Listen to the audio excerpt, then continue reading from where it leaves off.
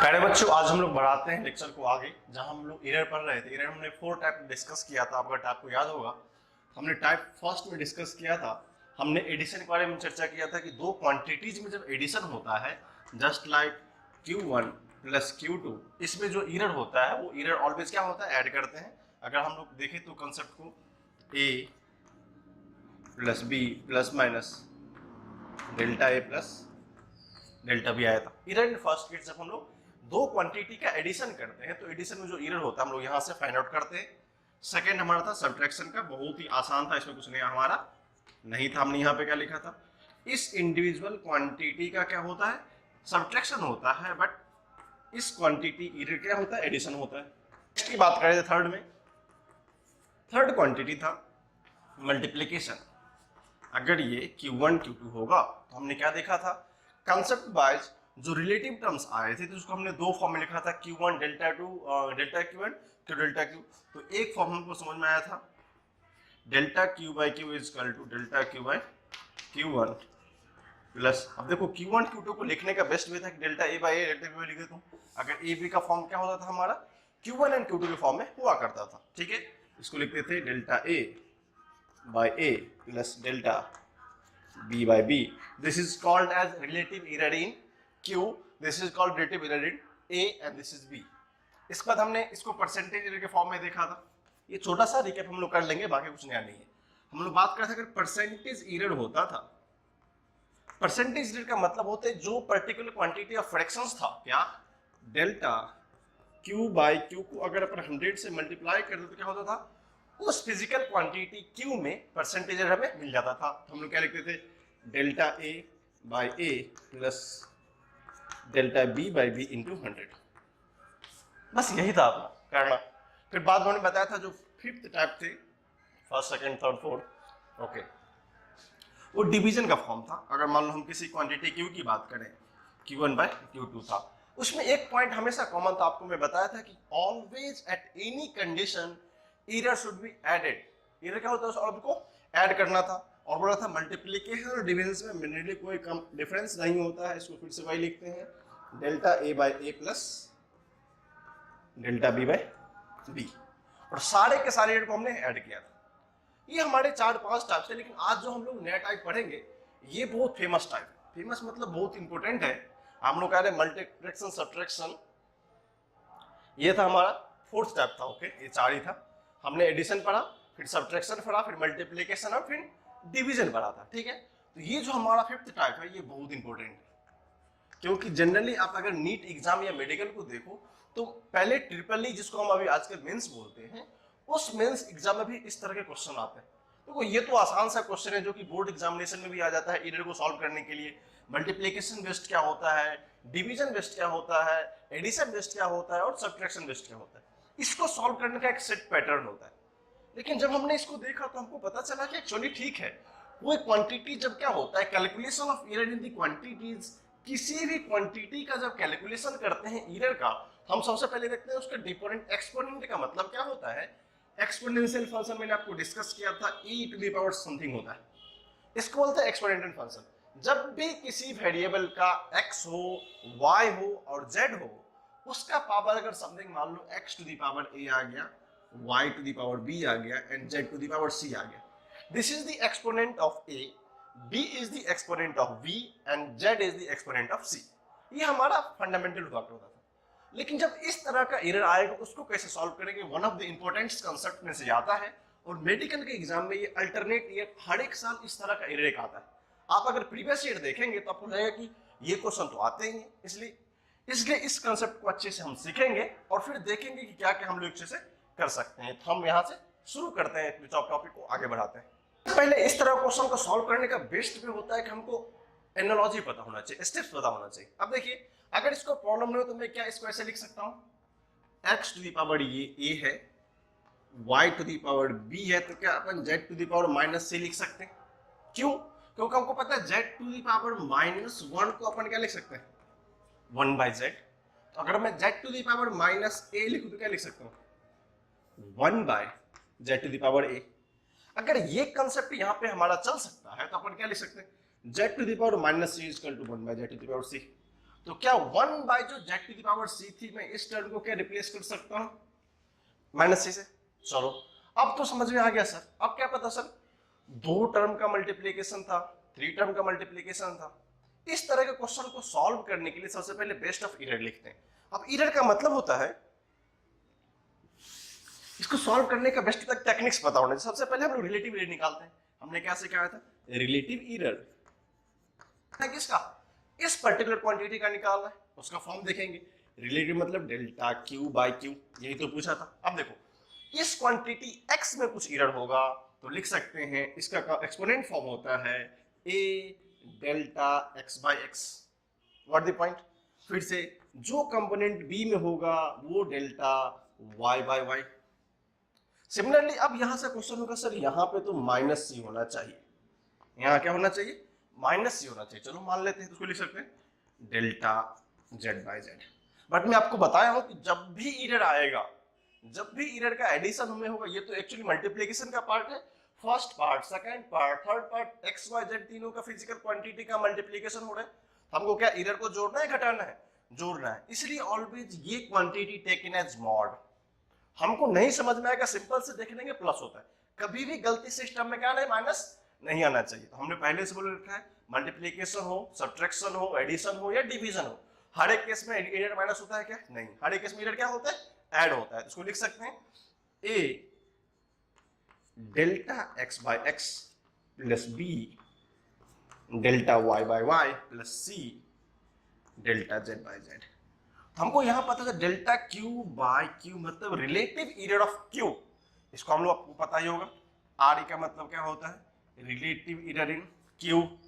इसको क्या बोलेंगे, रिलेटिव इरर इन x। ये क्या होगा हमारा, relative error in y। What the point, ये हमारा हो जाएगा रिलेटिव इरर इन z। अब यहां से पता चला रिलेटिव इरर इन x, रिलेटिव इरर इन y, रिलेटिव इरर इन z को हम लोग इस फॉर्म में लिख सकते हैं। तो हमारा नेक्स्ट एस्पेक्ट होता है सर परसेंटेज इरर। अब परसेंटेज इरर को जब हमने देखा तो परसेंटेज इरर का मतलब क्या होता है कि इस क्वांटिटी को इन बाय परसेंटेज कैसे इरर मिलेगा। तो चलो देखना शुरू करते हैं। Percentage error means delta q by q into 100। अगर इसको हमने परसेंटेज में कन्वर्ट किया तो डेल्टा q बाय q तो हर एक क्वांटिटी में 100 से मल्टीप्लाई होना चाहिए। मैं एक ही बार लास्ट में मल्टीप्लाई कर देता हूं, आप देख लेंगे उसको। इसको लिख सकते हैं a delta x by x plus b delta y by y plus c delta z by z। अगर हम इस क्वांटिटी को 100 से मल्टीप्लाई कर दें तो क्या हो जाएगा, हर एक क्वांटिटी का एरर किस में आ जाएगा, परसेंटेज में आएगा। इसको एक लैंग्वेज में लिख लेते हैं, that is percentage error in q, percentage error in x। तो क्या होता था, a times percentage error in x। Got it. फिर क्या होगा, b time percentage error in y, c time percentage in z। बोल सकते हैं जो परसेंटेज एरर इन x हो, q होगा, वो क्या होगा, x का जो परसेंटेज है उसको किससे मल्टीप्लाई करेंगे, उसके एक्सपोनेंट या पावर से मल्टीप्लाई करेंगे। और जो y का होगा उसको किससे मल्टीप्लाई करेंगे, b से। z को c से मल्टीप्लाई करते हैं। तो हमको डायरेक्टली इस बेसिस पे बहुत सारे क्वेश्चन आते हैं। वैसे तो इसका स्टैंडर्ड फॉर्म यही है, परसेंटेज आप यहां से भी निकाल सकते हैं। तो हमको इस टाइप के क्वेश्चन हमें आना चाहिए। हम लोग क्या बोलेंगे, delta q by q into 100 is the percentage error in q। Next a, ये तो हमारा एक्सपोनेंट है, वो तो बदलेगा नहीं, तो क्या करेंगे, डेल्टा x बाय x, वो क्या होगा, percentage error in x। Delta y by y into 100 that is percentage error in y multiply by b and delta z by z into 100 percentage error in z multiply by c। तो हमको इस concept का question जब भी आए, जब भी इस तरह का एक्सपोनेंट दिखे तो क्या करना है, सिंपल सा मेथड है। जितने भी वेरिएबल हैं, जितने वेरिएबल हैं, उस पर्टिकुलर वेरिएबल का वैल्यू a b c दिया होगा और हमको पता होगा x में कितना एरर है, y में कितना एरर और z में कितना एरर है। सिंपल सा मेथड पूछेगा, उस एरर को a से मल्टीप्लाई करो, प्लस b को इससे मल्टीप्लाई करो, c को इससे मल्टीप्लाई करो, आंसर इज फिनिश। ये मैं इसलिए बताऊं कि आपको प्रोसेस बताओ कि प्रोसेस जाता कैसे। इस प्रोसेस से भी आप जा सकते हैं। अदरवाइज अगर इस तरह क्वेश्चन देखे with in the fraction of second, कुछ नया चीज नहीं करना है। क्या पूछेगा, परसेंटेज x दिया है पता है, y दिया है पता है, z दिया है पता है, जस्ट उसको एक्सपोनेंट से मल्टीप्लाई करने का आंसर मिल जाएगा। हम इसमें क्वेश्चन करके आपको दिखाएंगे कि क्वेश्चन कैसा आता है। आप इस कंसेप्ट को अच्छे से लिख लीजिए, फिर हम लोग क्या करते हैं आगे चलते हैं। इतना चीज सीखा है तो हम लोग क्या करते हैं, एक अपना रेफरेंस लेके चलते हैं। रेफरेंस ये है कि हमने जो टाइप 1 से टाइप 5 तक जितने केसेस पढ़े हैं, हमने टाइप 3 4 तक मल्टीप्लिकेशन तक क्वेश्चन करके देखा था, लेकिन डिवीजन के साथ साथ जो एडिशनल फॉर्म होते हैं हमने बताया कि टाइप 5 बहुत इंपॉर्टेंट होता है। हम लोग क्या करते हैं, कुछ एग्जांपल से उस सारे टाइप को वेरीफाई करने की कोशिश करते हैं, समझने की कोशिश करते हैं और सीखना चाहते हैं कि क्या टाइप 1 से टाइप 5 में हमने बताया टाइप 5 इज वेरी इंपॉर्टेंट, उस पर भी क्वेश्चन हमारा आएगा। बट हम क्या करते हैं, एक समरी ऑफ क्वेश्चन लेते हैं, एक सेट ऑफ क्वेश्चन के साथ हर एक जो टाइप 1 to 5 था, इधर इतने ही टाइप के हो सकते हैं आपके एग्जाम में, यही सब पूछेंगे, ठीक है। तो हर एक टाइप को डिस्कस करते हुए क्वेश्चन को हम लोग सेट ऑफ क्वेश्चन को डिस्कस करते हैं, फिर इसको देखते हैं कि हम लोग क्वेश्चन को समझ पाते हैं या नहीं, ठीक है। चलिए, अब क्वेश्चन ये है कि the distance covered by a body in time this 5.0 plus minus 0.6% second is 40.0 plus minus 0.4 metre, ये दिया हमारा। Calculate the speed of the body and error in speed. Okay sir, given data की बात करें, क्या क्या अपने पास गिवन है। तो सबसे पहले सर स्पीड होता है क्या है, सर डिस्टेंस बाय टाइम होता है, हमने क्लास 9 में पढ़ा है। अगर डिस्टेंस मान लेते हैं डी था, इसका वैल्यू दिया हुआ है 40.0 प्लस माइनस 0.4 मीटर। अगर मैं टाइम की बात करूं तो टाइम दिया है हमारा 5.0 प्लस माइनस 0.6 मीटर। अब कंसेप्ट टाइप क्वेश्चन को दो पार्ट है पूछा है, पहले तो बताए स्पीड बताओ बॉडी का, फिर उसमें एरर बताना है। अच्छा, सब एक रिलेशन देखेंगे तो क्या होता है, जो भी स्पीड होता है वो कहता है डिस्टेंस बाय टाइम होता है, ये तो सीखा अपन। ओके सर, ये डिस्टेंस बाय टाइम, इसका मतलब हमको एक कौन सा फॉर्म दिख रहा है सर, Q क्वांटिटी है तो क्या देख रहा है Q1 बाय Q2। क्यों कि अगर Q कोई फिजिकल क्वांटिटी V है जिसको हम लोग स्पीड बोलते हैं, तो Q1 other quantity and Q2 is other quantity time बोलते हैं। इस तरह के क्वेश्चन को करने का मैंने सिंपल मेथड बताया था, जो भी हो delta D by d plus delta. अब अगर फॉर्म दिखाना चाहे तो क्या सिखाया था, जो भी एरर होगा किसमें, क्यू में, याद होगा आपको रिजल्ट, परसेंटेज होगा तो परसेंटेज निकालेंगे, नहीं तो सिंपल निकालेंगे। इसने क्या पूछा एरर, तो डेल्टा क्यू बाई क्यू क्या लिखा था आपने, delta A by a plus delta B by b. यही तो फॉर्म है डिवीजन का, और मल्टीप्लीकेशन का भी सेम था। बोलोगे कैसे, हमने बताया error should be always added, ध्यान रहेगा। अब देखो, सबसे पहले हम क्या करते हैं, फंडामेंटल काम करते हैं, पहले स्पीड निकालना। अब इसमें सर कौन सा स्पीड कौन सा टाइम, तो ये जो मीन ट्रू वैल्यू होता है, हमने क्या बताया था लिखने का फॉर्म आपको याद होगा, जब भी किसी क्वांटिटी को लिखते हैं तो क्या लिखते हैं, true value plus minus absolute error. आपको याद होगा form, true value plus minus absolute error, यही तो लिखने का तरीका था। इसको हम लोग लिख सकते थे x हमारा ट्रू वैल्यू है plus minus delta x is the absolute error, यही तो फॉर्म था। जो हमने इस टाइम को देखा तो this is the true time, this is the error time, तो डेल्टा x। लेकिन क्या पूछा स्पीड, हमको क्या लेके चलना पड़ेगा, ट्रू वैल्यू। तो चलो, तो फर्स्ट एस्पेक्ट में अगर v की बात करें तो v कितना होगा, d by T. What is d, this is 40.0। लोग सर वो क्यों नहीं लिया, क्योंकि हम किसकी बात कर रहे हैं, ट्रू की। एरर की बात आएगी तो उसको भी सॉल्व करेंगे। बाय कितना होगा 5.0, इसको सॉल्व किया कितना है 8 मीटर पर सेकेंड। कितना सिंपल था, ये तो आसान था। लेकिन एरर में क्या था sir, delta v by v में एरर। अब कंडीशन क्या है, मैं लिखना शुरू करूं, अगर p बाई q फॉर्म था, क्या था हमारा q1 बाई q2 को फॉर्म में था, तो हमने इस तरह का फॉर्म लिखा था। अब इसी फॉर्म को एग्जैक्टली रिप्लेस कैसे करते थे, हमसे देखेंगे उसको।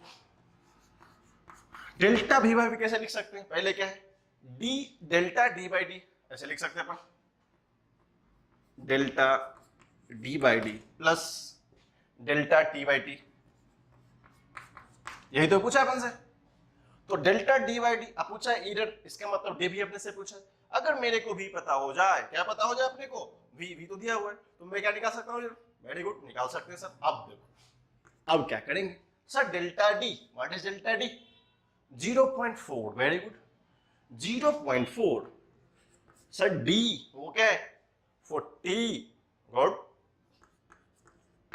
Sir, delta t 0.6, what is t 5, यही तो है। अब इसको सॉल्व करना है, अपने यहां से क्या निकालना था, एरर dv, इसको यहां भी लिख लेते पहले। अब देखो, हमने देखा डेल्टा v बाई 400, चलो इसको एक बार करते हैं यहां से, इसको पॉइंट करेंगे इधर आ जाएगा 4, इसको सॉल्व करेंगे कितना होगा 100, ठीक है। अब देखो यहां पर एक 50 आ जाएगी, ठीक है।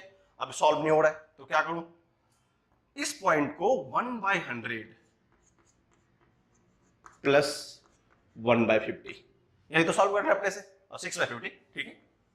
हमने क्या किया, अगर 2 से इसको मल्टीप्लाई कर दे, 2 से डिवाइड कर दे, सेम हो जाएगा। अगर 2 से मल्टीप्लाई करके 2 से डिवाइड सेम हो जाएगा अपन। जब हमने 2 से मल्टी कितना होगा ये 13/100, दैट इज dv/v। आप उसको v को ऊपर लेके जाओ, आप सॉल्यूशन करेंगे यहां से, dv कितना होगा 13/100 इंटू v8। अब उसको सॉल्व करेंगे तो आ जाएगा कितना परसेंटेज होगा 104/100, मतलब 1.04 the error in the dv, ठीक है। इसको आप अच्छे से लिखिए, इस क्वेश्चन को समझने की कोशिश कीजिए, आपको समझ में आ जाएगा। लिखिए इसको। आपको सबको पता है क्लास 10th में ओम्स लॉ पढ़ के आए, मैं आपसे ओम्स लॉ की बात, आप क्या बोलोगे सर ओम्स लॉ कैसे कहता है, v = IR, ये फॉर्मूला है। अगर हम देखते हैं तो ओम्स लॉ में सर v क्या होता है, v को अपन क्या बोलते हैं, पोटेंशियल बोलते हैं। in Ohm's law experiment the potential drop across a resistance is measured as v = 5.0 volt।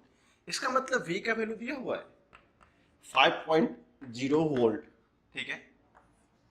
And current in the wire जो I है वो कितना दिया हुआ है 2.00 एम्पियर, ठीक है। Find percentage error in resistance if delta v = 0.1, पता है कि डेल्टा v चेंज इन कितना है वो 0.1 volt and change in current दिया हुआ है 0.01 एम्पियर। जब हम ओम्स लॉ को देखते तो पता चलता है v = IR, तो ये लगता है कुछ तरह क्वांटिटी q = q1 × q2। तो हमने कैसे लिखा था, परसेंटेज एरर लिखने के लिए क्या करना पड़ता है, परसेंटेज एरर q/q × 100 क्या होता है डेल्टा a/a। अगर q1 q2 quantity a plus delta लिख सकते हैं तो 100 प्लस डेल्टा b/b × 100, यही तो फॉर्म है अपना। तो क्या पूछा है, परसेंटेज एरर इन r, तो सबसे पहले क्या लिखो, फॉर्मूला आना चाहिए अपने को, तो v = होता है IR, तो r क्या होगा, ध्यान से देखो, r = v/i। ओके सर, ये तो फॉर्मूला बदल गया हमारा, क्या हो गया सर, वो तो हो गया q1/q2, लेकिन सर कोई फर्क पड़ने वाला नहीं है, क्या ये q1/q2 हो या q1 × q2, result is almost same. तो क्या पूछा है, delta r/r is the relative error, क्या होता है ये रिलेटिव, इसको कैसे लिखते हैं, delta v/v plus delta i/i। अब तो आसान हमारा क्या पूछा है, परसेंटेज 100 से मल्टीप्लाई कर दे, delta r/r × 100 is equal to delta v/v × 100 plus delta i/i × 100। आप पूछोगे सर क्या नहीं दिया हुआ है, भी पता है, डेल्टा भी पता है, आई डेल्टा भी पता है, सॉल्व कर लेंगे। चलो हम करके दिखाते हैं आपको, आप ये स्क्रीन पॉज करके सॉल्व करके देखेंगे कि आपको आंसर याद है कि नहीं। फॉर्मूला पता है आपको, ऐसे ही क्वेश्चन होने चाहिए जो कि आपको समझ में आ जाए। अब देखो ये तो निकालना ही है, तो मान लेते हैं अपने को निकालना है परसेंटेज आर, ये तो निकालना अपने को। Delta, what is delta we, 0.1, very good, delta we है 0.1, व्हाट इज वी 5.0 इंटू 100, काम चल गया, 5.0 इंटू 100। सेकेंड क्या डेल्टा है 0.01, 0.01 divided by what is current 2 ampere, 2.00 into 100। अच्छा हमने इसको जब देखा तो परसेंटेज कितना हो सकता है सर, अब देखो अगर इसको 100 से मल्टीप्लाई कितना होगा 10 हो जाएगा, 10/5.0, ये सब परसेंटेज की बात चल रही है, गॉट इट। ये कितना होगा 1/2, क्योंकि 2.00 है, कोई फर्क पड़ने वाला नहीं है। 0.01 को अगर हमने 100 से मल्टीप्लाई को 1 हो जाएगा। इसको सॉल्व किया तो ये कितना होगा 2, ये होगा half, 2 plus 1/2, got it, simple है। जो परसेंटेज एरर आर होगा वो कितना होगा 2.5% एरर इन दी रेजिस्टेंस। तो इस तरह के बहुत सारे क्वेश्चन हमें एग्जाम में आते रहते हैं, ठीक है। तो हमको समझ में आ गया क्वेश्चन चल कैसे रहा है। हमने देखा मल्टीप्लीकेशन किस तरह डिवीजन में कन्वर्ट होता है, बट एरर का form never will be changes, error as it is रहेगा जब होगा मल्टीप्लीकेशन, नहीं तो क्या होगा डिवीजन। तो हमको इस टाइप के क्वेश्चन में प्रॉब्लम नहीं होनी चाहिए। ऐसा आइडेंटिकल्स क्वेश्चन आपको बहुत सारे क्वेश्चन मेडिकल के एग्जाम में चाहे मेंस के बेसिक लेवल के एग्जाम में आपको मिल जाएंगे। तो आपको समझ में आ गया हो ये पूरा, इसको अच्छे से उतार लो, स्क्रीन को पॉज करके उतारो, फिर हम लोग आगे क्वेश्चन को करके देखते हैं। अब ये जो क्वेश्चन है बहुत पहले पूछा था, ये AIEEE जिसको हम लोग जेईई मेंस के नाम से जानते हैं उसका क्वेश्चन था, ये AIEEE का पूछा हुआ क्वेश्चन है, जो अब क्या हो गया हमारा जेईई मेंस हो गया। तो वहां पूछा था बहुत ही बेसिक क्वेश्चन है, कुछ है नहीं या नहीं आप भी बना सकते हैं। Mass of a body is given as m is equal to 40 plus minus 2% kg। Okay, ये सर नया फॉर्म लग रहा है अपने को। अगर मास दिया हुआ है 40 प्लस माइनस 2% kg, इसका मतलब इसका एरर ऑलरेडी किसमें दिया हुआ है परसेंटेज में, इसलिए हम सोचेंगे नहीं। नेक्स्ट क्या है सर, वॉल्यूम दिया हुआ है, कितना वॉल्यूम दिया हुआ है 10 प्लस माइनस 3% मीटर क्यूब। अब क्या पूछा है एरर बताओ डेंसिटी में, तो हमको फॉर्मूला पता है ना, डेंसिटी क्या होता है उसको हम लोग रो से रिप्रेजेंट करते हैं, उसको लिखते हैं मास बाय वॉल्यूम।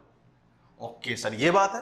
जब मास बाय वॉल्यूम होगा तो हमको क्या समझ में आया, कोई भी फिजिकल क्वांटिटी Q था उसको अगर Q1 Q2 के फॉर्म में ऐसे लिख सकते थे, तो क्या उसका जो एग्जैक्ट वैल्यू होगा तो डेंसिटी पहले निकालेंगे फिर उसका एरर निकालेंगे। तो डेंसिटी क्या होता है ग्रॉस वैल्यू या true value of mass, true value of this.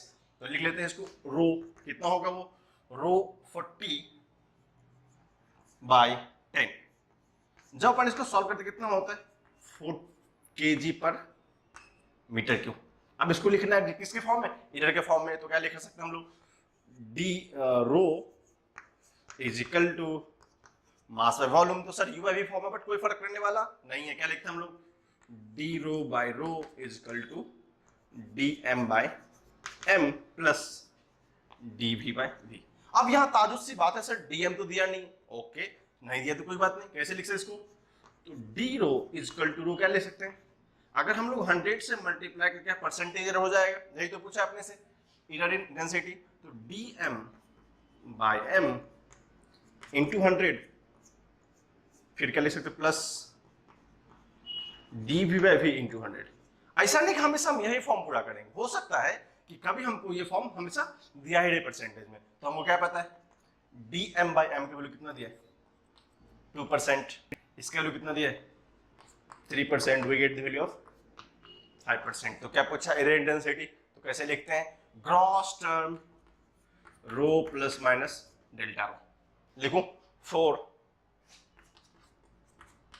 Plus minus 5% kg पर मीटर क्यूब, नथिंग एल्स, कुछ नहीं यहाँ पे। इस छोटे छोटे क्वेश्चन में कुछ है नहीं, लेकिन एक हमें पता होना चाहिए। अब मान लो यहाँ पर तो हमने वो ट्राई नहीं किया sir, delta M by M तो था ही नहीं, डेल्टा वी बाई वी भी नहीं था, लेकिन एक इस तरह का भी क्वेश्चन हो सकता है आपसे कि अगर सिर्फ दिया ही हो तो क्या करोगे, ये तो हमको परसेंटेज पता है, यू कैन डायरेक्टली ऐड कर सकते हैं, सिंपल सी बात, क्योंकि delta M by M into 100 का वैल्यू दिया हुआ कितना 2% और डेल्टा वी बाई वी को कितना है वो 3% दिया हुआ, तो बेटर टू ऐड। तो इस तरह का क्वेश्चन हमसे पूछा जा सकता है, ठीक है, इसको लिख लीजिए फिर हम लोग आगे चलते हैं।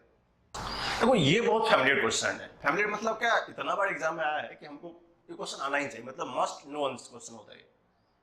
अब हमने पता है सिंपल पेंडुलम का टाइम पीरियड हमने पहले डायमेंशन में लिख के भी दिखाया था कि सिंपल पेंडुलम का time period t equal to 2 pi root under l by g होता है। चलो सर ये कहानी है कि t equal to 2 pi root under l by g दिया हुआ है।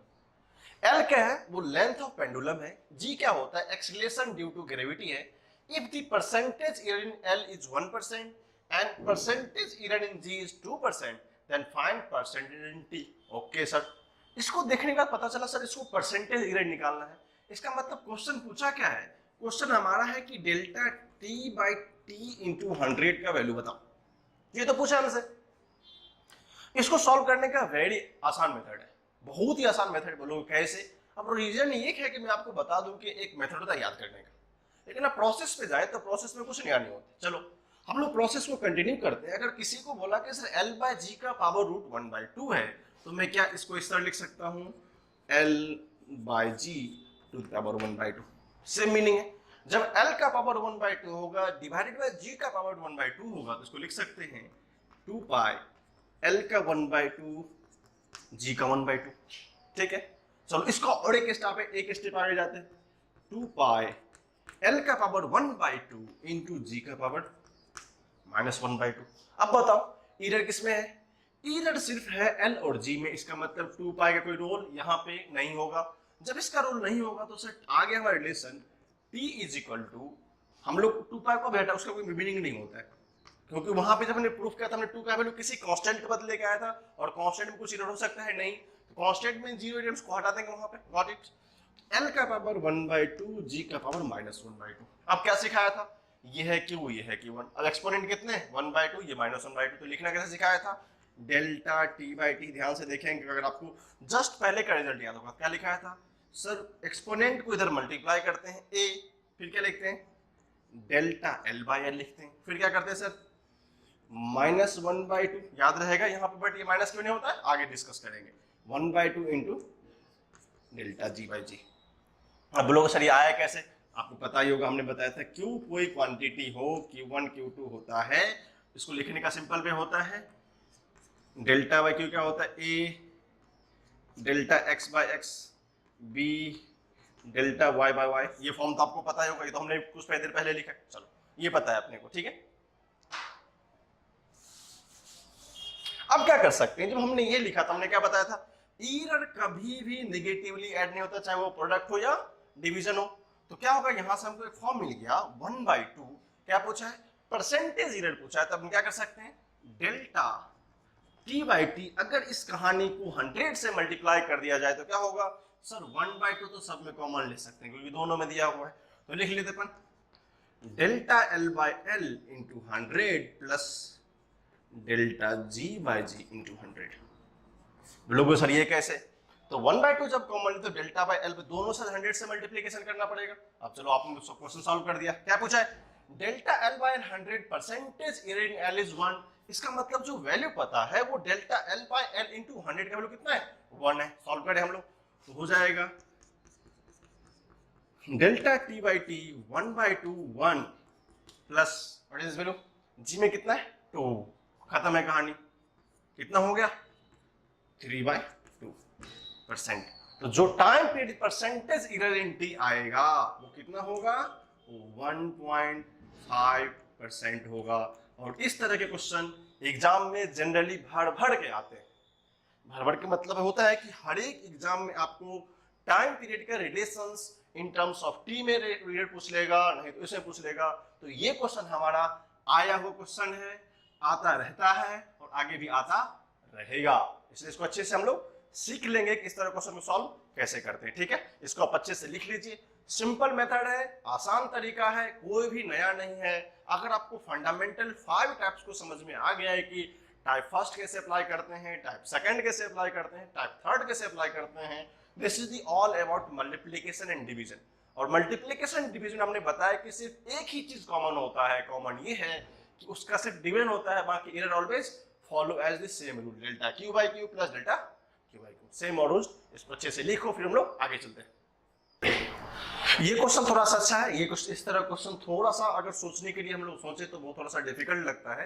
ये क्वेश्चन थोड़ा सा हमको ट्विस्ट कर देता है, लेकिन है कुछ नहीं। आप अगर सॉल्यूशन देखेंगे तो आपको पता चलेगा। देखो क्वेश्चन क्या है, इन एन एक्सपेरिमेंट, आपको एग्जाम वाले का ऐसे ही गधे बना देंगे, बोलेंगे कितना भयानक सा लैंग्वेज लिख देगा, बोलेगा सॉल्व करो, तो सोचो आप क्या कंफ्यूज है। एक क्वेश्चन वो भी देखना जरूरी है, ठीक है।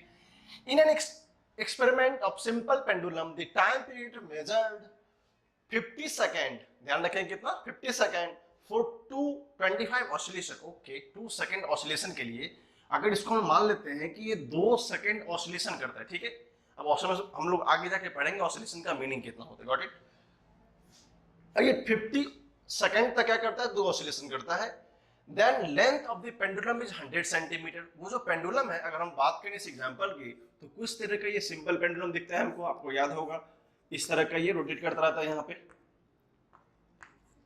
ये सिंपल पेंडुलम का लेंथ कितना, 100 सेंटीमीटर दिया। If the least count of the stopwatch, ध्यान दें क्या दे, least count of the stopwatch, least count of the stopwatch is 0.1 second and that of metre scale, जिससे हमने length को मेजर किया, वो कितना है, 0.1 सेंटीमीटर है। तो जो मैक्सिमम पॉसिबल एरर हो सकता है किसमें, जी में, वो निकालना। अगर मैं आपको एक बात बताऊं तो इस एक्सपेरिमेंट को आपने क्लास 10th में किया है। मैं जो एग्जांपल दिया था एरर वाले पार्ट के लेक्चर पे, कि कोई बच्चा अगर हमको जी निकालने की बात आती है, जी कितना आएगा, हम लोग क्या करते हैं कि एक्सपेरिमेंट को स्टॉप वॉच पर करते हैं। आपने क्लास 10th में उसको एक्सपेरिमेंट किया होगा।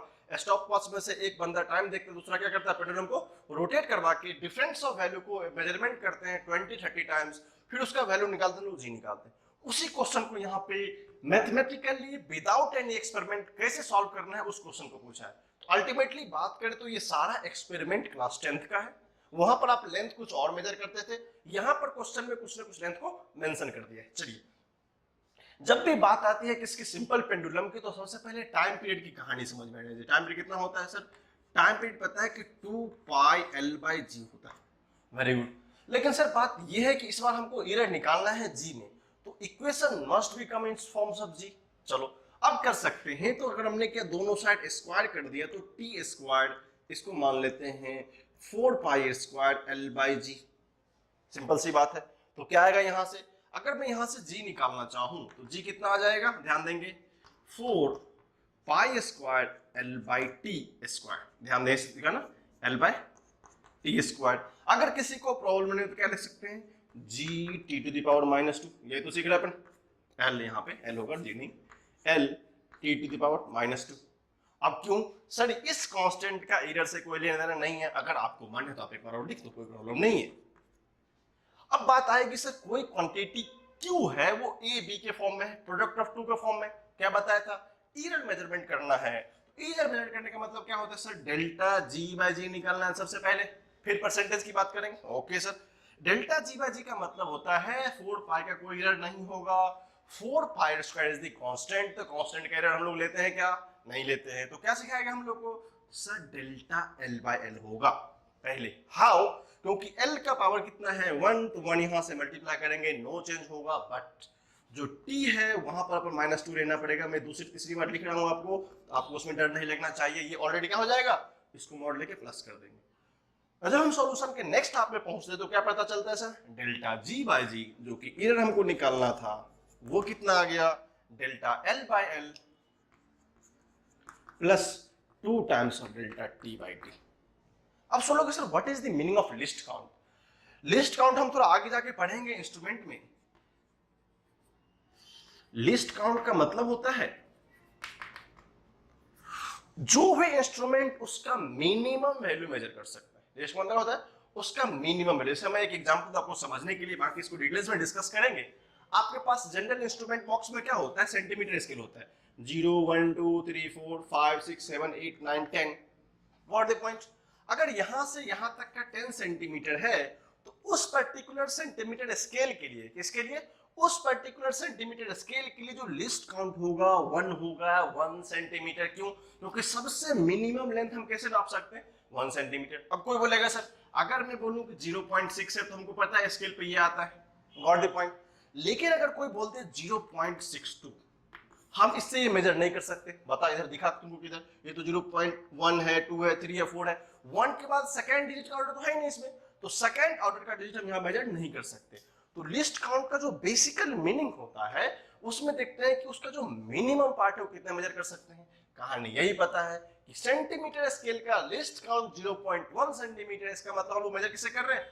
इस सेंटीमीटर स्केल से मेजर कर रहे हैं। What the point? हमको समझ में आ गया कि ये कौन सा स्केल लिया हमने? सेंटीमीटर स्केल लिया है। तो लिस्ट कितना काउंट है? 0.1 सेकंड। ये भी तो गैप वही है। Got the point? अब देखो मैक्सिमम कितना मेजर करना है सर? लेंथ को कितना करना है? 100 मेजर करना है। टाइम कितना करना है सर? 50 सेकंड तक मेजर करना है। बट लिस्ट काउंट कितना दिया है? 0.1 सेकंड दिया। इसका मतलब मिनिमम जो टी होगा वो डेल्टा टी ये होगा और डेल्टा एल ये होगा। ये हमारा कंसेप्ट होता है समझने का। बोलोगे सर ये क्या नहीं आती मॉडिफिकेशन? कोई भी चीज नहीं होता। अब देखो जब ये पता है तब क्या पूछा है? परसेंटेज एरर होना चाहिए। चलो परसेंटेज की बात आएगी तो क्या करें? डेल्टा जी/जी इंटू 100 क्या लिख सकते हैं? Delta L/L into 100 plus 2 times of delta T/T into 100। अगर आपको मैं हर एक वैल्यू को मेंशन कर दूं तो क्या सॉल्व कर लेंगे? सर कुछ नया नहीं है। क्या नहीं है? नहीं सर, डेल्टा L मतलब सर स्मॉल वैल्यू कितना है? 0.1/100 सेंटीमीटर इंटू 100। रेस्ट खत्म, कहानी कुछ बचा ही नहीं। अब क्या sir? 2 times what is 2? Delta T कितना है? 0.1। Very good sir. टाइम कितना है सर? 50 सेकंड है।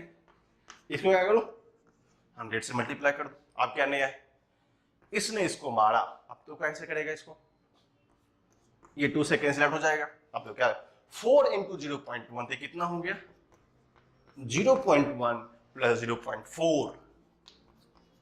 जब हमने इसको देखा तो कितना हो गया, जी का एरर आ गया 0.5% या 1/2 ½ % इज द आंसर।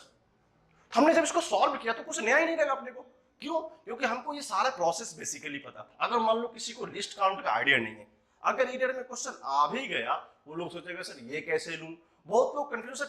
25 ऑसिलेशन हमको समझ में नहीं आया कि ये जो वॉच होगा ये क्या होगा। जिस तरह मैं आपको एग्जांपल दिया था कि एक एक्सपेरिमेंट को 25% करेगा, इसको ऑसिलेट करवाएगा, डिफरेंट डिफरेंट वैल्यू के लिए आएगा। तो इस पेंडुलम को 25 टाइम्स ऑसिलेट किया गया है, जो पर सेकंड का मेजर्ड वैल्यू है, ये सबने क्या किया सर 50 सेकंड हर एक किसी को आया था। उसके अकॉर्डिंग मैथमेटिकल रीजन यही आता है। अगर आप वहां से भी सॉल्व करेंगे प्रैक्टिकल एग्जांपल्स सॉल्यूशन से, तो आपको किसी को याद होगा, वैसे जरूरी नहीं है। अगर स्कूल का वैल्यू याद होगा तो इस डाटा पे आप स्कूल वैल्यू को चेक करेंगे, आपको ये एग्जैक्ट ये मेथड आंसर मिल जाएगा। तो ये क्या होता है, टेम्परामेंटिकली क्वेश्चंस आते हैं जिस क्वेश्चन को हम लोग बेसिकली फंडामेंटल अप्लाई करके सॉल्व करते हैं। बाकी रही बात लिस्ट काउंट की, हम इसको लेटर हाफ दिस चैप्टर में डिस्कस करेंगे, मेजरमेंट के साथ डिटेल्स में पढ़ाएंगे what is the exact meaning of list count, what is the exact meaning of the other values. इस मेजरमेंट को ऐसा ही क्यों करते हैं, कोई बोलेगा सर मैं मानता हूं कि मेरा ये करेक्ट है 0.62, बट ये एरर कहता है कि ये इंस्ट्रूमेंट ये मेजर कर ही नहीं सकता। इसका बहुत सारे कारण होते हैं, सारे कारण को हम लोग वहां पे अच्छे से डिस्कस करेंगे, इसलिए घबराने की बात नहीं है। इसको आप अच्छे से लिख लीजिए, तो हमारा एक अच्छा क्वेश्चन ये बन सकता है कि हमको इन फ्यूचर किसी भी एग्जाम में अगर इस टाइप का क्वेश्चन आ जाए। और आई होप एक सिमिलर कंसेप्ट का क्वेश्चन 2018 के जेईई मेंस में आया हुआ क्वेश्चन है, थोड़ा सा आगे पीछे था बट ऑलमोस्ट कंसेप्ट हमारा यही था। इसको आप अच्छे से लिख लीजिए। पहले 1.5 आएगा तो दिस इज दी, आप इसको चाहे तो सेंटेंस में लिख सकते हैं, बाकी जगह तो है नहीं, लिख लो यहाँ पे मैक्सिमम एरर क्या था, मैक्सिमम पॉसिबल एरर, तो यहाँ लिख लीजिए थोड़ा सा जगह हटा के, maximum possible error in G is equal to 1/2%। बाकी सब मैंडेटरी था, ठीक है। मैक्सिमम कितना हो गया 0.5%। बहुत ही फेमस है, मैं जितने भी टाइप का क्वेश्चन कर रहा हूं सारा का सारा एग्जाम में आया हुआ क्वेश्चंस होते हैं। आपको एग्जाम में एग्जैक्ट बट कंसेप्ट हमारा सेम होता है। जैसे इस टाइप का क्वेश्चन आप अगर नीट का पेपर देखेंगे या फिर मेंस का पेपर देखेंगे, मेंस में 1-2 बार पूछा है, बट नीट में इसको कंटिन्यूअसली 4-5 साल से इस टाइप का क्वेश्चन पूछे जा रहे हैं। अगर एक क्वेश्चन इस तरह के ईयर का आता है तो एग्जैक्टली सेम कंसेप्ट का होता है। हम मैं एक टाइप आपको सिखा रहा हूँ, जस्ट एक ही कंसेप्ट को फॉलो करेंगे, आपको सारे क्वेश्चन बन जाएंगे। अगर आप ये क्वेश्चन को बनाना सीख गए तो नीट में जो भी क्वेश्चन आएंगे इस टाइप से आपसे बन जाने, और मेडिकल में भी अगर आगे जेईई मेंस में तो भी आपसे बन जाने। अब देखो क्वेश्चन क्या है कि ए फिजिकल क्वांटिटी क्यू, कोई भी फिजिकल क्वांटिटी क्यू है जो कि कुछ इस तरह का फंक्शन दिया हुआ है a² bq divided by c root d, if the percentage either in a b c and d are 2%, 1%, 3% and 4% respectively, का मतलब होता है कि जो a b c d का ऑर्डर है तो either in a 2% होगा, b 1 होगा, c 3 होगा एंड d 4 होगा। इस तरह के लैंग्वेज को समझना बहुत जरूरी है, क्योंकि कभी कभी हम लोग मिस रिप्रेजेंट करते हैं क्वेश्चन को, तो हम लोग क्या करते हैं प्रॉब्लम होता है। कभी सर एबीसीडी है, कौन किसका एरर होगा, इसलिए इसका मतलब होता है रिस्पेक्ट, जिस तरह का ऑर्डर लिखा होगा, अगर लिखा होगा रिस्पेक्टिवली तो जिस ऑर्डर में ए बी सी डी है उसी ऑर्डर में क्या होगा इसका परसेंटेज होगा, वो ध्यान रखेंगे। रेस्ट क्या है सर फिजिकल क्वांटिटी, इसको निकालना किसका resultant error in Q, Q में कितना आएगा रिजल्टेंट एरर। अब देखो क्यू क्या दिया हुआ है उसको सबसे पहले देखो, सर क्यू दिया हुआ है a², very good. Sir B Q भी दिया हुआ है, नीचे में कितना है c, ये रूट डी भी है। सबसे पहले इसको प्रोडक्ट फॉर्म में लिखना बहुत जरूरी है। कैसे लिखेंगे, अगर किसी को प्रॉब्लम नहीं हो तो मैं इसको ऐसे लिख सकता हूँ a² bq c to the power 1, don't worry, और d टू दी पावर 1/2, ये भी तो आसान ही है। चलो इसको आप ऐसे लिखते हैं a² bq c to the power -1 d to the power -1/2। जब हमने इसको देखा a b c d सबका एक्सपोनेंट फॉर्म है तो क्या याद आया सर, सिंपल सा फॉर्मूला तो बताया था आपने, डेल्टा क्यू बाई क्यू लिखाया था। कैसे, जो भी एक्सपोनेंट हो a delta a by a, तो लिख लो उसको 2 डेल्टा a बाई a, ये तो सिखाया था। फिर कितना है b, तो कितना exponent 3 delta b by b, ये हमने सिखाया पहले। अब देखो -1 है, अब तो सबको समझ में आ गया, माइनस को हमेशा क्या लेके प्लस लेके लिखना है, तो 1 डेल्टा सी बाई सी, 1 से मल्टीप्लाई कर दो, कोई फर्क पड़ने वाला है क्या? अब देखो -1/2, don't worry, always at 1/2 delta. पूछा क्या है? पूछा भी परसेंटेज एरर है, बस don't worry, delta Q by Q दोनों साइड क्या करना है, 100 से मल्टीप्लाई कर दो। कैसे करेंगे सर? कुछ आसान है सब कुछ। Delta A by A into 100 plus 3 delta B by B into 100 plus delta C by C into 100 plus एक और ऐड कर दें सर, डी में कितना है 1/2 डेल्टा डी बाई डी। बस खत्म है। अब तो सॉल्यूशन ही लिखना है सिर्फ, percentage error in Q. Sir 2 times है तो इसका वैल्यू हमें पता है, डेल्टा ए बाई ए का परसेंट कितना दिया है 2, डेल्टा बी बाई बी का परसेंटेज कितना दिया है 1, डेल्टा सी बाई सी का परसेंटेज कितना दिया है 3 और delta D by D into 100 का परसेंटेज दिया है हमारा 4। तो लिखना शुरू करें, 2 इंटू 2 ध्यान देंगे, 2 इंटू 2 फर्स्ट क्या है 3 into 1, what is d delta C by c 3। अब क्या हुआ सर 1/2 यहाँ अवेलेबल है, कंपोनेंट नहीं भूलेंगे, कभी कभी कंपोनेंट बहुत तो छोड़ देते हैं। 1/2 व्हाट इज दिस 4, सॉल्व करो, 2 2 3 5 5 3 8 4 12 खत्म। This is the 12% error. कुछ नया नहीं है, अगर आपको लगने कुछ भी टफ हो सकता है, percentage error in Q is equal to 12%, that's all, खत्म इतना ही। तो जब भी इस तरह क्वेश्चन दिखे, सिंपल सा मेथड इसको एज इट इज फॉलो कर लेंगे, अपन से सब का सब बन जाएगा। तो इतने भी एरर थे हमारे, आपको मैं जितना एरर ऑफ टाइप बताया हूं इंक्लूडिंग दिस क्वेश्चंस, सारे के सारे आपके एग्जाम में जो 11th का नीट हो, मेडिकल हो, फिर जेईई मेंस हो, इवेंचुअली एडवांस में भी अगर इस तरह क्वेश्चन तो आते नहीं है जनरली, इससे थोड़े हट के क्वेश्चन आते हैं इंस्ट्रूमेंट्स, इसको हम लोग आगे पढ़ेंगे, बट मेंस लेवल तक और मेडिकल लेवल तक सेम क्वेश्चन अगर इस तरह के आएंगे तो आपको थोड़ा भी प्रॉब्लम नहीं होना चाहिए। समझ में आ गया होगा हो, आप इसको अच्छे से लिख लीजिए। ये हमारा एरर का कंक्लूडिंग पार्ट होगा। इसमें हम लोग थोड़ा सा पॉइंट, एक कंसेप्ट होता है राउंडिंग ऑफ, उसको थोड़ा सा पार्ट है उसको सीखेंगे, फिर हम लोग आगे चलेंगे। इसको पहले अच्छे सा लिखिए, ये हमारा एरर का कंक्लूडिंग पार्ट था। जितने 5-6 टाइप का क्वेश्चन हमने करवाया आपको क्लास में, आज जितना क्वेश्चन बनवाया, और इससे पहले जो हमने टाइप्स बताए थे कितने तरीके का एरर हो सकता है, सारा का सारा आपको हमने कवर कर दिया। ठीक है, इसको अच्छे से लिख लीजिए, फिर हम लोग आगे चलते हैं। अब देखिए छोटा सा कंसेप्ट है, इसका एप्लीकेशन जब हम लोग इंस्ट्रूमेंट पढ़ेंगे, इंस्ट्रूमेंट में 2 टाइप का एरर होता है। अगर हम बात करें तो उसमें हम पढ़ते हैं स्क्रू गॉज और वर्नियर कैलिपर्स। इस छोटे छोटे कंसेप्ट पे कभी कभी क्या होता है, एग्जामिनेशन में क्वेश्चन को डिसाइड करने बताते हैं, कभी कभी बोलते हैं आपको राउंडिंग ऑफ करने के लिए। एक्चुअली जो आंसर आता है, आंसर उसको राउंडिंग ऑफ करने के लिए बोलते हैं। जस्ट 4 पॉइंट है कंसेप्ट है, सीखने में कुछ नया नहीं है। अब वो क्या क्या करते हैं, बस थ्योरेटिकल पार्ट है, स्टेप देखेंगे। स्टेप क्या है, बोला कि first we decide the digit to be rounding off. बोला क्या है, सबसे पहले तो डिसाइड करो किस डिजिट क्या करना है, राउंडिंग ऑफ करना है। मान लीजिए हमने एक एग्जांपल से करके देखा कि कोई एक एग्जांपल ये दिया हुआ है कि 4.728, ये इसको राउंडिंग ऑफ करना है। फिर सेकंड स्टेप में क्या करना पड़ता है, if decided digit taken as less than 1, okay. अगर हमको डिसाइडेड डिजिट मिल गया कि लेस देन 1 होगा, less than 5 not 1, then all right digit is to be dropped and first left digit to be remains unchanged, okay. Sir अगर इस example को देखें जो हमने लिखा था कि एग्जांपल्स, इस उसको हम सेकंड केस में जब प्रोसीड करेंगे तो क्या बोला है कि हमने जिस डिजिट को डिसाइड किया, किसको, मान लीजिए हमने 2 को डिसाइड किया, किसको डिसाइड किया 2 को, तो उस केस में जो डिसाइडेड डिजिट था उसका जो फर्दर पार्ट है अगर वो 5 से कम है, क्या है वो 5 से कम है, तो उसके सामने वाला का सारे पार्ट क्या करना है, उसको हटा देना है। उसका जो फर्स्ट लेफ्ट डिजिट, इसके लिए एक एग्जांपल हम लिख लेते हैं। क्या क्या ले सकते हैं, हमने क्या क्या एक डिजिट लिया, ये थोड़ा सा प्रिसाइज डिजिट है क्योंकि डिजिट को पता चलना चाहिए क्या क्या होता है। हमको सबसे पहले क्या करना था, उस डिजिट को क्या करना था, इंडिकेट करना था। हमने क्या क्या डिसाइड किया, पहले किसको, हमने यहाँ पे 2 को डिसाइड किया था, लेकिन जब हमने इसको देखा तो नेक्स्ट सेंटेंस था if the decided digit is less than 5, जिसको हमने डिसाइड किया अगर वो 5 से कम हो तो आगे होता क्या है उसको एग्जांपल से देखेंगे।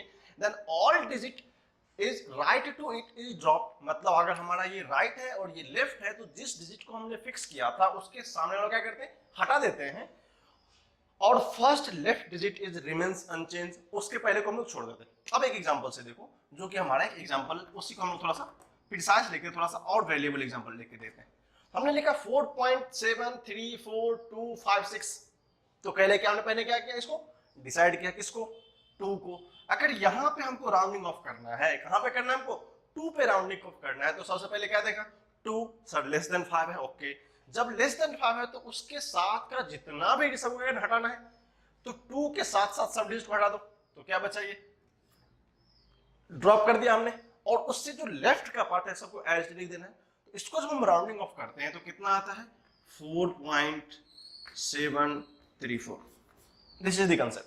पहले क्या था सर, उसको पहले क्या करना है अपने को, फाइंड आउट करना है किस डिजिट को हम लोग राउंडिंग ऑफ करने वाले हैं। फिर क्या करना है, जिस डिजिट का हमें करना था उसको हमने पहले मार्क किया, अगर वो 5 से कम है, क्या है वो 5 से कम है, उसके साथ का जितना भी राइट वाले टर्म्स उसको हटा देना अपने को। हट गया, वो कितना बचा, 4.734। एक और एग्जांपल करके देखते, ठीक है। हमने देखा 6.234, एग्जांपल हम लोग सेकंड स्टेप पे देख रहे हैं। तो ये जो एग्जांपल है हमने किसको डिसाइड किया, अभी 3 को डिसाइड किया। सर पहले काम क्या करना था, डिसाइड करना था, डन। फिर क्या करना, उसको ड्रॉप करना है, किस वाले पार्ट पे, क्या ये 3 5 से कम है, जरूर है, तो क्या होगा, ये पार्ट ड्रॉप कर देंगे, तो क्या होगा हमारा एग्जैक्ट राउंडिंग ऑफ फिगर 6.2। फिर हम लोग क्या करते हैं, जो नेक्स्ट पार्ट है, तो क्या हुआ, सबसे पहले बेसिकली समझना था कि डिसाइड हम लोग पहले करते थे, फिर अगर वो 5 से कम था, केस फर्स्ट, अगर वो 5 से कम था डिसाइडेड नंबर, तो उसके राइट वाले पार्ट को हम लोग एलिमिनेट करके जो रिमेनिंग पार्ट उसको हम कर देते, हम लोग लिख देते थे। तो इस दोनों एग्जांपल से हमें समझ में आ गया। फिर हम लोग क्या करते हैं, इसका जो नेक्स्ट पार्ट है उसको देखते हैं, पहले उस एग्जांपल को लिख लीजिए, फिर हम लोग उसको रफ करेंगे, ठीक है। थर्ड कंसेप्ट की बात करें, एग्जांपल को देखेंगे कैसे करें। If the decided digit is greater than 5, अब कंसेप्ट आया सर, सबसे पहले ऑर्डर नहीं पढ़ना। हमने एक एग्जांपल लिख लिया, यूं ही किसी कोई नंबर होगा 2.73625, ये हमारा कोई नंबर दिया हुआ है, हमने क्या किया, एक डिजिट को डिसाइड, किसको डिसाइड किया, फर्स्ट कंसेप्ट था सर डिसाइड करने की बात है, हमने इस 6 को डिसाइड कर दिया। अब क्योंकि एग्जांपल हम लोग पॉइंट रिकॉर्डेड, इसलिए स्टेप टू स्टेप देखेंगे। थर्ड था if the decided digit is greater than 5, चलो ये हमारा डिजिट क्या है, ग्रेटर देन 5 है, okay, then all right digit is to be dropped. क्या करना है, सबको सबको ड्रॉप कर देना है, चलो वो समझ में आ गया। And the first left digit raised by 1, okay, जो उससे पहले का जो लेफ्ट डिजिट को क्या करना है, 1 से बढ़ा देना है। यही कहने का मतलब है सर, अगर ये 5 था तो इस पार्ट को हटाना है सबसे पहले, उसके पहले का फर्स्ट डिजिट कौन है, 3, तो ये राउंडिंग का बताता है 2.74। तो रेज करने का 1 का मतलब है उसको 1 से इंक्रीज करना है। ये तो सीख रहे हम लोग कि मान लो अगर ये 5 से बड़ा था, राउंडिंग ऑफ डिजिट क्या था, वो 5 से बड़ा था, उसको हम लोग सीखा कि अगर 5 से बड़ा होगा तो लेफ्ट वाला क्या करना है, हटा देना है। उसका जो पहले का जो फर्स्ट डिजिट है उसको क्या करना है, 1 से इंक्रीज कर देना है। इसका मतलब रेज बाय 1 मतलब क्या होता है, +1 ऐड कर देना है। तो 3 में हमने 1 ऐड किया, कितना हो गया 4, तो ये हमारा राउंडिंग ऑफ फिगर हो गया एग्जैक्टली। थोड़ा सा प्रिसाइज कंसेप्ट है कि कुछ नया नहीं है, बस हमको ऑर्डर याद रखना है कैसे होता है, बाकी हम लोग सब सीख ही जाएंगे। अब एक और एग्जांपल देख लो, यहाँ 3.26745 इतना सारा दिया हुआ है, अब देखो इसे कैसे करेंगे। कंसेप्ट वही है, डिसाइड किसको किया, हमने डिसाइड किया यहाँ पे राउंडिंग ऑफ करना है। ये आपको एग्जाम में बता देगा कितना नंबर का राउंडिंग ऑफ करना होता है, ठीक है, 62 का। अब देखो अगर वो 5 से बड़ा है, सर कंसेप्ट फुलफिल हो रहा है, 5 से बड़ा है, तो राइट वाले को हटा दो, बस ये तो कंसेप्ट है। यहाँ वाले को हटा दो और इसको 1 से ऐड कर दो, तो कैंसर कितना हो गया, 3.3 राउंडिंग ऑफ आंसर। सिंपल है, इसको अच्छे से लिख लीजिए। फिर हम लोग क्या करते हैं, लास्ट वाले कंसेप्ट को भी एग्जांपल से समझ लेते हैं। उसको छोटा सा कंसेप्ट है, उसको लिखना आसान है एक्चुअली। हम 2-3 एग्जांपल को देखेंगे तो हमको क्या होगा, आइडिया लिख जाएगा। और इस तरह क्वेश्चन क्या होता है, जनरली नीट के एग्जाम में छोटे छोटे एरर के क्वेश्चन में हमको राउंडिंग ऑफ करने दे देता है। और एक और एप्लीकेशन इसका सिग्निफिकेंट फिगर में होता है, वो हम लोग इसको फ्यूचर में अप्लाई करेंगे, बट रूल्स इतना ही है। अगर बेसिकली आपको रूल्स आते हैं, 2 मिनट देखेंगे रूल समझ में आ जाएगा, ठीक है। उसको लिखिए, फिर हम लोग एक और एग्जांपल से ये जो लास्ट कंसेप्ट है उसको सीखने की कोशिश करते हैं। एग्जांपल क्या है, if the decided digit is 5। अब कंसेप्ट होता है सर, हमने पहली बार सीखा कि सबसे पहले डिसाइड करना होता है। सर डिसाइड तो हमने कर लिया कि ये 5 या 5 से बड़ा होगा, तो फर्स्ट केस में क्या, 5 से छोटे वाले में उसको कैसे अप्लाई करते हैं, 5 से बड़े वाले में कैसे अप्लाई करते हैं, तो क्या होता है उसका कंसेप्ट देखो। हम इसको समराइज कर देंगे लास्ट में, पर देखिए पहले अब क्या है, अगर वो 5 हो, अगर वो 5 हो तो right digit is to be dropped. अगर वो 5 होगा तो सामने का डिजिट क्या करना, हटाना है। And first left digit to be raised by 1। Okay sir, ये तो पहले से लग रहा है, बट कंडीशन क्या है, अगर वो ऑड होगा तब, ध्यान रखेंगे, अगर उसका फर्स्ट लेफ्ट डिजिट ऑड होगा तभी 1 से रेज करेंगे, अगर वो रिमेन्स अनचेंज हो जाएगा, अगर वो इवन होगा। समझ में आ गया। तो पॉइंट ये था कि जिस डिजिट को हमने फिक्स किया, जिसका राउंडिंग ऑफ करना था, डिसाइड किया उसका करना है, अगर वो वैल्यू 5 के बराबर है, गुड, तो क्या करना है, उसके राइट वाले पार्ट को हटा देना है। जो अगर फर्स्ट डिजिट है उसको 1 से इंक्रीज करना है। कंडीशन क्या है वो, जब वो ऑड होगा। अगर जब वो इवन हो गया उस केस में कोई चेंज नहीं होगा। एग्जांपल पे आते हैं, क्वेश्चन क्या था 3.7256, हमको किसको राउंड ऑफ करना है, 5 को हमने स्टार लगा दिया। तो बोला क्या सर, इसके राइट का पार्ट हटा दो, हट गया। उसका फर्स्ट डिजिट क्या है sir, 2 is even number. Okay, even में क्या बताया सर, इवन में unchange, very good, no answer, खत्म। क्या हो गया ये, इसका आंसर 3.72, यही है, सिंपल सा रूल है। नेक्स्ट देखेंगे, दूसरा एग्जांपल है 6.347529। डिसाइड किया क्या हमने, सर ये 5 को डिसाइड किया। कहानी क्या थी सर, बाकी वाला को हटा दो, वहां से कोई लेने देने नहीं है। फर्स्ट क्या करना है, 5 के बराबर हो, डिजिट को रिमूव कर दो, किधर वाले को, राइट वाले को। अगर लेफ्ट का फर्स्ट डिजिट ऑड है तो 1 से इंक्रीज करेंगे, अगर इवन होगा तो सेम लिख देंगे। चलो, लेफ्ट का फर्स्ट डिजिट सर 7, 7 एक ऑड नंबर है, 7 क्या एक ऑड नंबर है, तो क्या करूं सर, 1 से इंक्रीज कर दूं, 6.348, नथिंग, कुछ है ही नहीं यहाँ पे, व्हाट इट। चलो एक और एग्जांपल देख लेते हैं हम लोग, 2.23527। डिसाइड किया किसको, f को, सामने वाला को हटाना पड़ेगा, यही तो रूल था। जब वो 5 के इक्वल हो या 5 के बराबर हो जाए तो क्या होता है, राइट डिजिट को हटाते हैं सबसे पहले, इसको हटा दिया। उसका फर्स्ट डिजिट क्या है, इवन या ऑड है, सर इवन है। इवन है तो क्या, सॉरी ऑड है, क्या होगा, 1 से इंक्रीज कर जाएगा, 2.24, ये 1 से इंक्रीज कर जाएगा। अगर हम मोटा मोटी समरी की बात करें, सारा पॉइंट ये होता है राउंडिंग ऑफ का मतलब। अगर मैं एक लाइन में समराइज कर दूं, ठीक है सर ये थ्योरी आता है, अच्छी बात है, ये भी समझ ली, वो भी समझ ली, एग्जांपल में कैसे राउंडिंग ऑफ करना हो, 2-3 पॉइंट याद रखेंगे। क्वेश्चन में मैं आपको जब क्वेश्चन करवाऊंगा, इसके मिक्स कंसेप्ट ऑफ फ्यूचर में जब क्वेश्चन आएगा, वहां पे अप्लाई हम लोग डिसाइड कर देंगे कि रूल्स अप्लाई कैसे होता है, एक्चुअली गेम का रूल क्या है। अभी तो लोग बेसिक सीख रहे कि राउंडिंग ऑफ का मतलब क्या होता है, बट जैसे मान लो क्रिकेट का एग्जांपल दे तुमको, क्रिकेट में क्या होता है, रूल सबको पता होगा कि एलबीडब्ल्यू आउट होता है, hitting the wicket, outside the wicket, है ना। और गोल फुटबॉल की बात में क्या होता है, कहां से फाउल और डाउन हो जाता है, अगर हैंड होता है, समथिंग लाइक दैट रूल्स होते हैं। बट जब उसका प्रैक्टिकल एप्लीकेशन ग्राउंड होता है, उसका एक अलग सा ऑब्जर्वेशन होता है। वहां पर रेफरी इसलिए होता है कि वो क्या करे, उसको समझा सके व्हाट इट की रूल के अकॉर्डिंग वो चल रहा है कि नहीं। ये एक्चुअली रूल है। जब ये ग्राउंड में क्रिकेट खेलने या फुटबॉल खेलने उतरेगा, उससे हम लोग क्या करेंगे, रेफरी की तरह सारा एग्जांपल बाय सॉल्व कर देंगे, बट रूल बन गया है।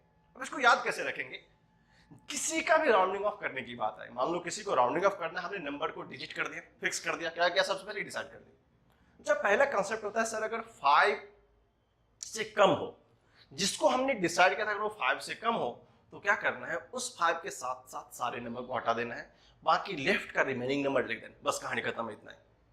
अगर वो 5 से बड़ा हो, अगर वो 5 से बड़ा हो तो क्या करना है, राइट वाले को इसे भी हटाना है, लेफ्ट वाले में क्या करना है, 1 से इंक्रीज कर देना। यहां पे कंडीशन क्या था, इस कंडीशन में इवन ऑड कोई फर्क नहीं पड़ता, याद रखेंगे। अगर वो 5 से बड़ा होगा, इवन होगा फिर भी 1 से एज होगा, ऑड होगा फिर भी 1 से एज होगा, व्हाट द पॉइंट। नेक्स्ट में क्या था, अगर वो 5 के इक्वल हो जाए, जिस डिजिट को हमने डिसाइड किया अगर वो 5 के इक्वल हो जाए, उस केस में क्या होता है, वो डिजिट अगर पहले राइट वाले सेट करके हटाते हैं, फिर क्या होता है, अगर उसका फर्स्ट लेफ्ट डिजिट अगर ऑड हो तो 1 से इंक्रीज करेंगे, अगर ऑड नहीं हो तो क्या होगा, as it is remain same रहेगा। That is the moral of the story of rounding off. इतना ही कंसेप्ट हमको जानना है, एक बोर्ड की कहानी थी। आप इस कंसेप्ट के साथ साथ आई होप आपने हर एक एग्जाम्पल को कोशिश करेंगे कि आप, मेरे पास तो बोर्ड की स्क्रीन को रोकना पड़ेगा, आपको स्क्रीन को रोक करके हर एक का एग्जाम्पल उसके साथ पैरेलल लिख लेंगे, एग्जाम्पल ऑफ 1, एग्जाम्पल ऑफ 2, क्योंकि ये 4 रूल्स है। फर्स्ट रूल तो बेसिक डेस्टिनेशन रूल है कि इसको डिसाइड कैसे करते हैं, सेकंड, थर्ड, फोर्थ 3 एग्जाम्पल थे। आप तीनों रूल के एग्जाम्पल के साथ जहां जहां एग्जाम्पल आएगा वहां पे स्क्रीन को पॉज करके इसको अच्छे से लिख लेंगे। ये फंडामेंटल कंसेप्ट होता है राउंडिंग ऑफ का। तो हम लोग आज के क्लास में एक्चुअली एरर के बेसिक पार्ट को हमने कंप्लीट किया, जो कि डिफरेंट टाइप्स ऑफ होते हैं। 6 टाइप्स के एरर को हमने डिफरेंट टाइप्स में देखा।